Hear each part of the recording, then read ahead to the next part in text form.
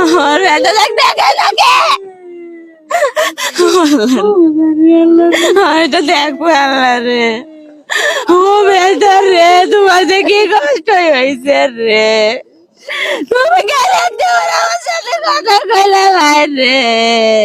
হ্যাঁ দর্শক, এই মুহূর্তে চলছে শোকের মাতম। সামনে নিথর হয়ে পড়ে আছে বুরুজ এবং পরিবারের লোকজন এখানে আসছেন, প্রশাসন উপস্থিত রয়েছেন।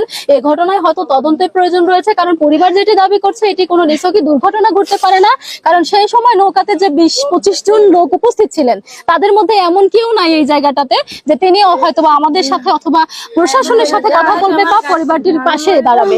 এই ঘটনা তারা মনে করছে নতুন মোড় নিতে পারে এবং এটি নিছকই কোনো দুর্ঘটনা নাও ঘটতে পারে, এটি পরিকল্পিত একটি হত্যাকাণ্ড হলেও হতে পারে বলে মনে করছেন পরিবার সহ এলাকাবাসী।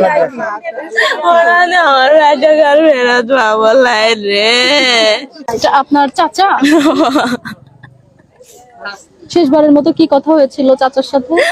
আমি কাল সন্ধ্যার সময় ওখানে বসে থেকে আসছিলাম, 4:30টার সময় আমার কাকা জানলা বাইতে পরে গেল, আমি ধরে চাইলাম, আমার কাকা গেল বেঁকে আমাকে ধরা লাগছিল রে।